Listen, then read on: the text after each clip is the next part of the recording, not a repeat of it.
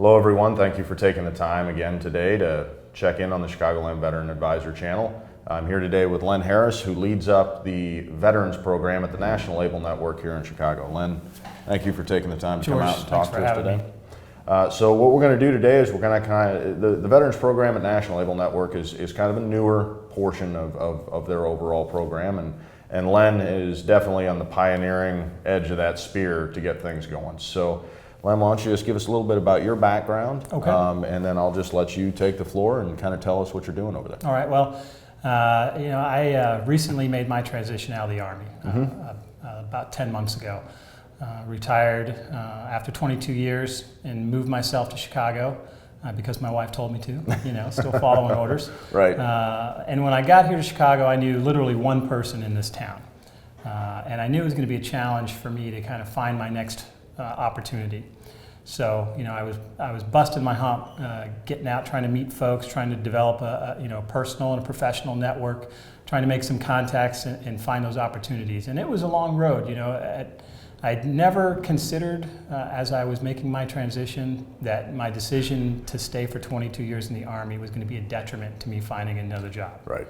I thought that was going to be a bonus for me, but what I kept coming across was, well, you have lots of great experience, but what kind of corporate experience do you have? Mm-hmm. And of course, I had none. So I worked and developed relationships with folks, and eventually got hired on to be the director of the Veterans Programs at National Label, where now I get to help other veterans who are looking for employment, try to make that path easier for them.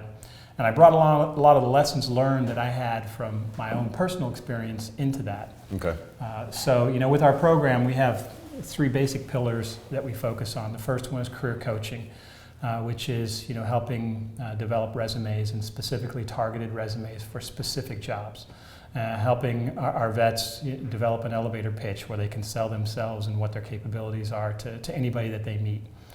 Getting them ready for interviews by doing interview prep and those kinds of things. And that's kind of the coaching pillar. A lot of organizations in Chicago do that. The second pillar is what I personally brought to the program, which I thought was the most important. And as I was making my transition, I realized that the Army's and all the military's transition assistance programs, they do the best they can. Mm-hmm. They help you with your resume and those types of things, but what they really don't teach you is how to find a job in today's market economy. Right. And so that's kind of what our second pillar is focused on.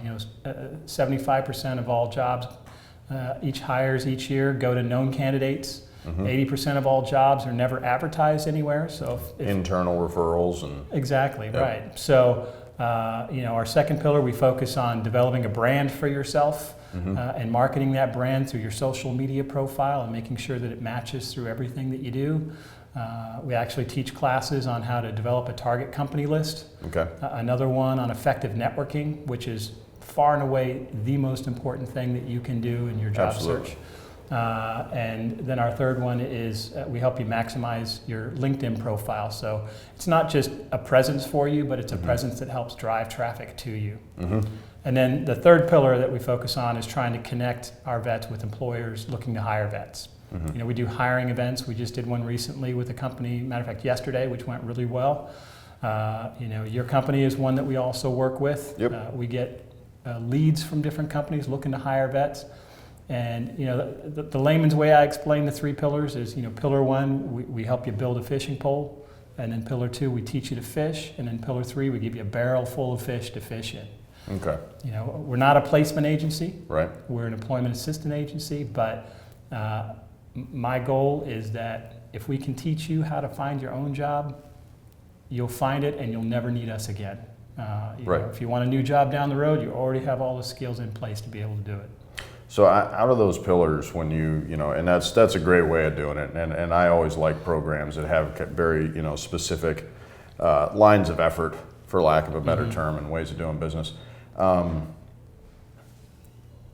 One, how does a young veteran in Chicagoland who's just left the service get in touch with you guys Sure. to kind of start that process? And two, tell us a little bit more about developing, one, the target list of companies for guys, mm-hmm. and two, networking. What do you guys teach in networking? Okay, well, first off, to get a hold of us, you can visit our webpage at veterans-forward.org. or call our number at 312-994-4290. The targeting, developing a target company list. That's something that, as I was doing my networking when I first got out, one of the places I used to go was a networking group up in Glenview. Okay. And when I'd meet folks there, they'd always ask me, so what are some of your target companies? I have no idea, I never even thought about it. But now that I've gotten familiar with the importance of developing a list of companies that you want to target, 30, 40 maybe, Okay. and maybe broader, maybe tighter. Now that sounds like an overwhelming number to a brand new kid leaving the service. So are there particular things that you tell them in developing that list? Hey, Well, certainly, take a look at you can break it down, and there's tools that you can use. You can break it down by location, you can break it down by industry, you can break it down by company size. Okay. But you have to do an internal skill assessment and figure out A, what it is that you're capable of, and B, what it is that you really want to do. And you try to find companies that are going to match both the skill set and your desire. Okay. But in not doing that, because a lot of the clients we have, they come in and they say, well, I just want a job. Right. And the way I describe it, and it works real well with military folks, I say, imagine you're in a firefight, you're in Haifa Street in Baghdad, and there's a guy on a rooftop across the way. You're going to have more success taking that guy out with a shotgun or a sniper rifle. Right. And that's kind of when you're job hunting. If you're out there job hunting with a shotgun, you may hit something. It may not be what you want. You may hit something, but you're less likely to miss the target. Whereas if you're targeting what you want, you're using that sniper rifle to go after what you want. You can do things like set up informational interviews with those target companies, Okay. where you can become familiar with them, and more importantly, they can become familiar with you. Okay. But unless you have a list of employers that you want to do that with, it's going to make it a lot more difficult for you. Well, I always, and I talk to a multitude of young men and women every week, and I tell them to look at it as kind of a pyramid approach. What industry do you want to work in? What companies within that industry do you want to work for? And then, what jobs within that industry, within that company are you targeting, right. and so forth. So it's like you said, it's a narrowing search. Exactly, right. And you emphasize the importance of networking, which for everybody who's watched the last 10 or 12 episodes of this knows that subject comes up in every single interview. What's your take on it? Well, as I told my wife as I was doing my job search, after about 4 months, I said, I got to find a job because this looking for a job is way too much work, And I was spending at least 2 nights a week outside the house at some kind of networking event. And both veteran-oriented and non-veteran-oriented, because you want to make sure that your professional network is as broad as it can get. Right. But things that we emphasize with folks. Number one, you can network anytime you have an opportunity to talk to another individual. That is an opportunity to build a network. And a lot of folks are not real great at dressing up in a suit and going to some bar and making chit chat. But you can network at church. You can be a volunteer at the local Boys and Girls Clubs, and you can network there. But you need to do that to kind of tap into that hidden job market. Yep. And I emphasize with everybody also, there's the follow-up too. It's not just meeting somebody. That's not networking. No. That's just building a contact. And you follow up with that. If there's somebody that has something that may interest you, or maybe something that you have that interests them, set up a meeting with them afterwards. So that they can get to know you a little bit better. You've heard the phrase, it's not what you know, it's who you know. Oh yeah. Okay, it's not true. I'll tell you, it's not true. Okay. It's not who you know, it's who knows you that's important.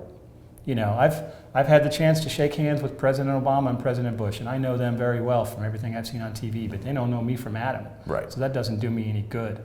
So part of your networking needs to be becoming somebody that other people know. They know what you're capable of, they know what your character is, they know what your background is, and that's what's really going to be important in the long run. That's fantastic advice, and I'm going to add my own 2 cents to that. So on LinkedIn now, you have the opportunity to post your own professional articles, something that for years was only available to the influencers and things like that.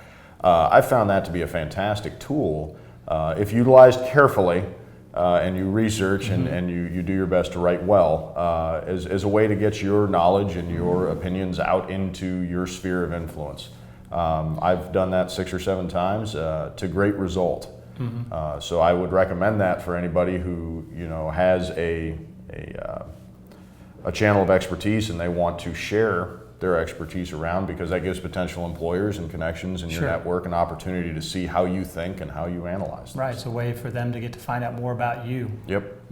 So it's self-promotion, but it comes in a guise of being a little more humble than that. So any parting thoughts for the folks out Well, there? I would just say one of the challenges that I faced since I took this position is there are a lot of folks out there that have been looking for a while. And I spent 6 months on my job search, which for some that's going to seem like a long time, for others that's just a drop in the bucket. But even in that 6 months, I could feel myself a little depressed, a little bit desperate. I call it the spiral of despair. It's easy to go down that spiral of despair. For sure. And as a result, those folks are discouraged and are not taking, they're losing hope, essentially. And it's difficult. I understand it. I was there myself, but I just say to those folks that are out there still struggling, that are still fighting, that you got to keep at it. You got to keep working it. And if what you're doing now is not working, try something else. If that doesn't work, try something else. One of my favorite quotes of all time, the great one, Wayne Gretzky said, "You miss 100% of the shots you don't take." And if you're not out there trying everything that you can, you're definitely not going to be successful. So as frustrating as it is, you got to keep at it, keep going. Fantastic advice. So Len, thank you very much for Thanks, joining George. us today. We appreciate it. Ladies and gentlemen, thank you for watching. We'd ask that you take time to hit the subscribe button and go check out the National Label Network and all the great things they're doing. Have a wonderful day.